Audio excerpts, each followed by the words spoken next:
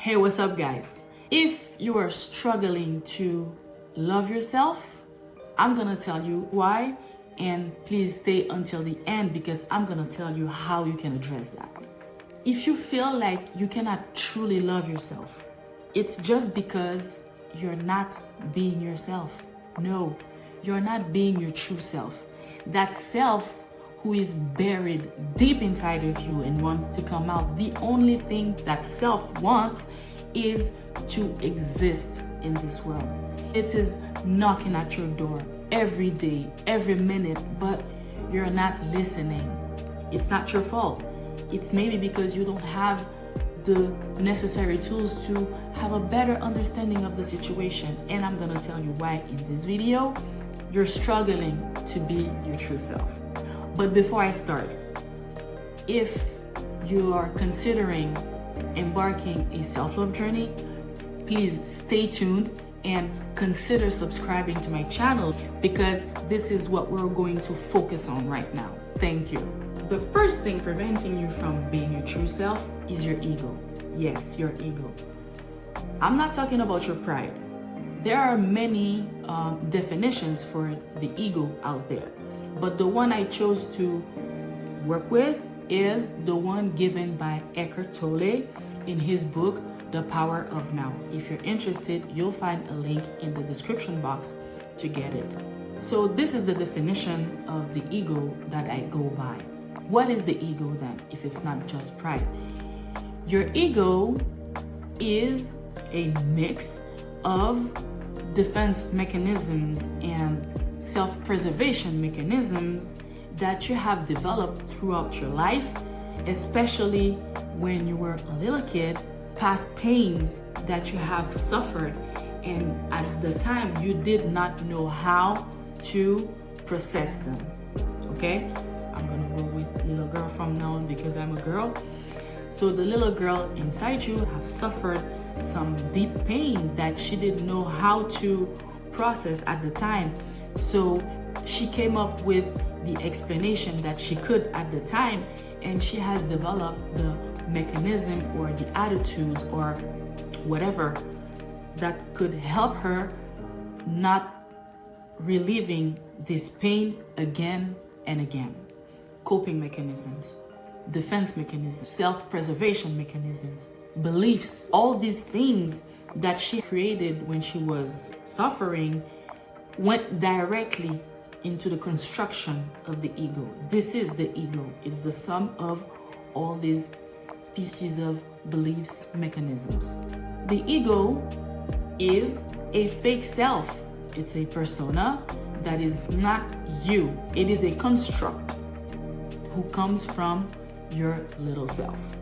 The second thing that is preventing you from being yourself is some kind of shame or hate around the person that you are. And this kind of shame or hate comes from our education or the society in which we grew up. For a lot of us, we have received an education that taught us how not to be ourselves. You cannot say what you think because you might hurt someone else's feelings, or people cannot know that this is what you think. You cannot show your feelings because you might get abused, or this is not appropriate, this is not an adult way to be. You're being childish.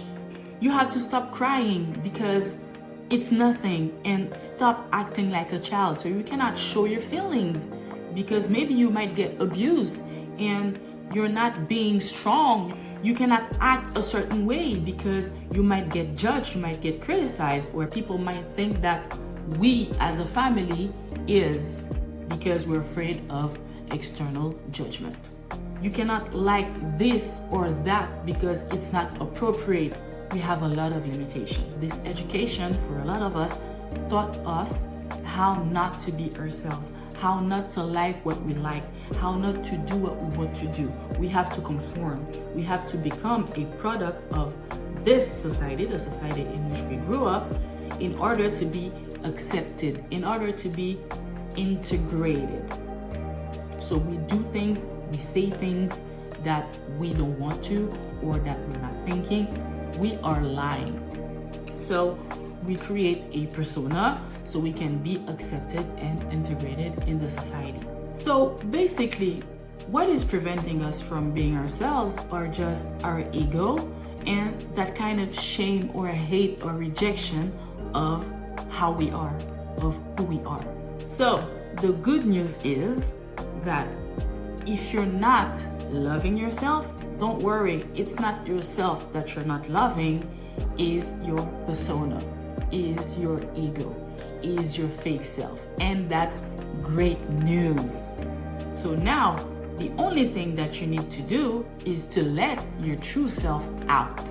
That's it. If you want to become your true self, the self that you love, the self that you would enjoy being, the self that you would love to love, the self that you would fall in love with, you have to destroy your ego. You have to deconstruct. You have to dismantle the ego so that your true self can shine, can be, can exist. And the second thing is that you have to free yourself from these judgments, from these limiting beliefs, from these conventions that we are supposed to follow, but says who? And let me tell you something. What will happen if we do not follow these conventions? What will happen? We'll be our true selves. We will dive deep into the methods to free yourself and deconstruct the ego in another video. Bye.